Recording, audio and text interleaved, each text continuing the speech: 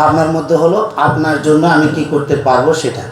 আপনি আমার জন্য আমার কাছে আমার সাথে চলবেন, এই বিষয়গুলো নিয়ে আমি কখনো অভিযোগও করি না এবং অভিযোগ রাখি না। আমি ওলামায়ে কেরামদের সাথে বিজনেস করি, এটা বিশাল একটা মহৎ উদ্দেশ্য। কারণ আসলে ওই যে বললাম সন্তুষ্ট, কারণ ওলামায়ে কেরামের মধ্যে আমি খুঁজে পেয়েছি অনেক অল্পতে সন্তুষ্ট। তো এই সন্তুষ্টটা আমি বেছে নিয়েছি। আরও অনেক কিছু আছে ওনাদের মধ্যেই।